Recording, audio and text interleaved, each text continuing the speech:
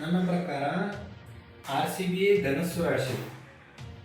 So ಅದೇ ರೀತಿ GT ಒಂದು ಕುಂಭರಾಶಿ. ಸೊ ಇವೆರಡು ಇವತ್ತಿನ ಮ್ಯಾಚ್ ಯಾವ ಗೆಲ್ಲುತ್ತೆ ಏನು ಅಂತ ನೋಡೋದಾದ್ರೆ, RCBಗೆ ಮೂಲತಃ ಈ ರಾಶ್ಯಾಧಿಪತಿ ಧನಸ್ಸು ರಾಶ್ಯಾಧಿಪತಿಯಾಗಿರ್ತಕ್ಕಂಥ ಗುರು ಸಮಸಪ್ತಮದಲ್ಲಿ ಕುತ್ಕೊಂಡು ಗುರು ಶುಕ್ರ ಬುಧ ಕುತ್ಕೊಂಡು ಅವರು ತನ್ನ ಸ್ವಕ್ಷೇತ್ರವನ್ನು ನೋಡ್ತಾ ಇದ್ದಾರೆ, ಲಗ್ನವನ್ನು. ಸ್ವಕ್ಷೇತ್ರವನ್ನು ನೋಡುವುದರಿಂದ ಮೇಜರ್ ಆಗಿ ಅತಿ ಹೆಚ್ಚು ಬಲ ಗುರುವಿಗಿರುತ್ತೆ. ಗುರುವಿಗೆ ತಾನಿರುವ ಮನೆಗಿಂತ ತಾನು ದೃಷ್ಟಿಸುವ ಮನೆಗೆ ಅತಿ ಹೆಚ್ಚು ಬಲ. ಸೊ ಗುರು ಬಹಳ ಸ್ಪಷ್ಟವಾಗಿ RCBಯನ್ನು ನೋಡ್ತಿದ್ದ ನನ್ನ ಪ್ರಕಾರ. ಸೊ ಅದಾದ್ಮೇಲೆ ಇದೇ ರೀತಿ ಇಲ್ಲಿ ಕುತ್ಕೊಂಡಿರ್ತಕ್ಕಂಥ ಗುರುಗ್ರಹ ಸೊ ಲಾಭಸ್ಥಾನವನ್ನು ನೋಡ್ತಾನೆ, ಹಾಗೆ ಪರಾಕ್ರಮ ಭಾವವನ್ನು ನೋಡ್ತಾನೆ. ಎಲ್ಲ ಪರಾಕ್ರಮಗಳನ್ನ ತೋರಿಸ್ತಕ್ಕಂಥ ಭಾವವನ್ನು ಗುರು ಕೂಡ ನೋಡ್ತಾ ಇದ್ದಾನೆ. ಸೊ ಇದು ಒಂದು ರೀತಿ.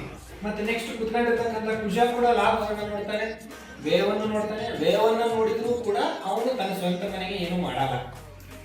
ಸೊ ಈ ರೀತಿ ಎಲ್ಲ ನೋಡಲಾಗಿ ನನ್ನ ಪ್ರಕಾರವಾಗಿ 100% RCBನೇ ಗೆಲ್ಲೋದು.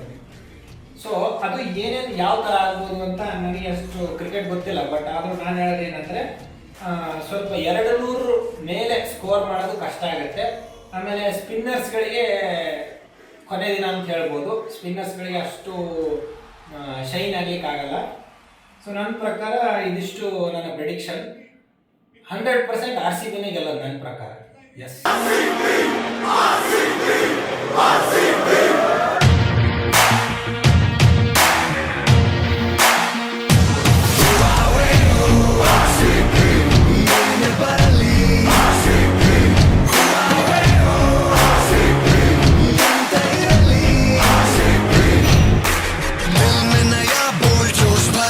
We're ready for the challenge, pad up karke